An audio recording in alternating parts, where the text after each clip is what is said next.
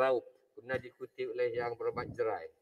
Bismillahirrahmanirrahim. Assalamualaikum warahmatullahi wabarakatuh. Salam sejahtera. Terima kasih Datuk Tuan Yang Pertua. Ada beberapa perkara yang perlu dibangkitkan dalam Dewan Yang Mulia ini. Pengalaman banjir yang baru melanda dan menimpa kita banyak memberi pengajaran kelemahan tahap persediaan kita di dalam menguruskan bencana yang tidak diduga ini tanpa plan contingency. NAKMA lambat bertindak walaupun Met Malaysia telah melaporkan secara umum. Panglima Angkatan Tentera Jeneral Tan Sri Effendi Buang berkata arahan bersiap siaga telah diberi 2 bulan sebelum banjir berlaku. ATM turun membantu masa banjir tanpa kelulusan agensi pengurusan bencana alam, bencana negara NAKMA minta penjelasan. Rakyat mengeluh dan berduka cita. Mereka ingat masa epidemik COVID ini sahaja kita jaga kita. Rupanya masa banjir pun kita jaga kita. Sepatutnya kerajaan jaga rakyat. Datuk Yang Pertua, Parlimen Raup, Parlimen Temeloh dan Parlimen Bentong adalah yang paling terkesan di kawasan negeri Pahang.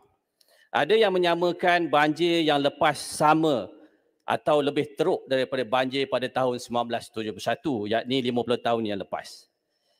Kalau kita lihat di Bentong, dia benus ya. Sebelum ini belum ada banjir dan paling menyedihkan di kawasan Telemong, Karak, banjir balak. Secara umumnya kita boleh melihat tahap persediaan dan tindakan di Lembah Kelang, khususnya di Taman Seri Muda, Kuala Langat, Bentong, Karak amat menjedihkan. Bantuan keselamatan lambat dan amaran awal tiada untuk pihak terbabit untuk mengambil tindakan.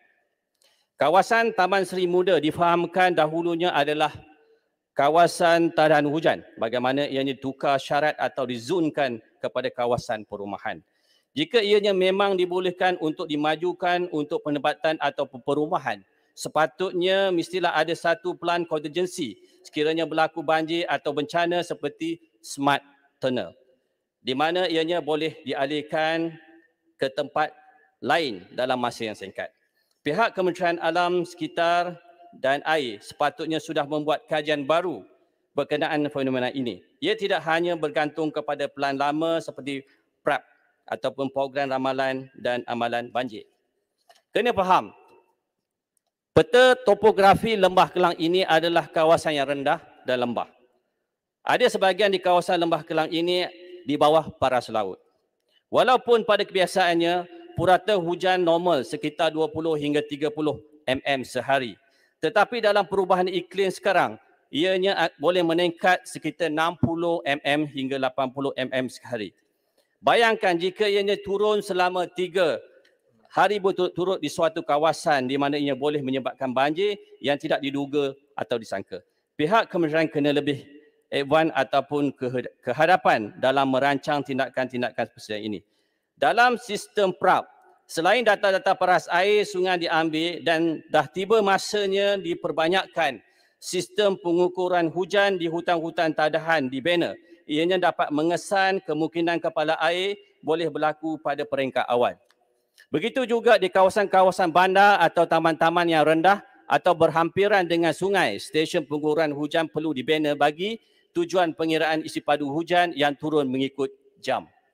Sistem amaran awal pertama boleh digerakkan jika pengiraan menunjukkan kebolehan banjir akan berlaku dalam masa yang singkat dan pengiraan kelepatan hujan ini mengikut jam dan kawasan yang terbabit. Di sini ada beberapa show tindakan yang perlu diambil oleh kerajaan. Yang pertama, Bank Dunia telah menganggarkan lebih kurang 1.3 bilion atau bersamaan dengan 5.5 bilion ringgit Malaysia jika berlakunya perubahan iklim yang disebabkan oleh banjir. Bayangkan kerugian yang kita hadapi. Oleh sebab itu, bajet untuk JPS kali ini harus ditambahkan atau dibesarkan untuk tujuan penyelenggaraan parit-parit lama, sungai serta ban-ban tempatan banjir yang telah rosak runtuh dan juga pembinaan stesen-stesen hujan perlu dibanyakkan. Yang kedua, rakyat dihimpit dengan sebelum ini dengan PKP maknanya 2 tahun kehidupan susah dan ditimpa pula dengan banjir yang sangat dahsyat. Kerajaan kena mewujudkan insurans bencana yang dikawal oleh pihak kerajaan yang berdasarkan kepada kebajikan, bukan perniagaan ataupun keuntungan. Agensi Meteorologi Malaysia, NAKMA, JPS alam sekitar hendaklah duduk meja bulat untuk selesaikan masalah perubahan iklim ekstrim ini. Nombor 4, rakyat hendaklah dilatih menggunakan apps bencana untuk mendapatkan maklumat yang terkini dan sahih. Yang kelima, latihan kecemasan bencana kepada orang ramai, pekerja, taman, sekolah dan sebagainya haruslah dibuat setiap 6 bulan sekali bagi membiasakan rakyat dalam keadaan kecemasan supaya tidak panik serta mengikut arahan. Dan yang akhir sekali saya nak sentuh juga sini berkenaan dengan pembalakan.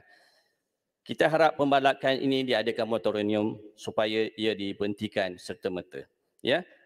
Kalau kita kaitkan sedikit berkenaan dengan harimau di Gua Musang, saya dipahamkan oleh keadaan bencana ya, dan juga binatang-binatang makan untuk harimau tak ada, dia pergi kampung asli dan kita dipahamkan 2 orang asli telah dibaham harimau.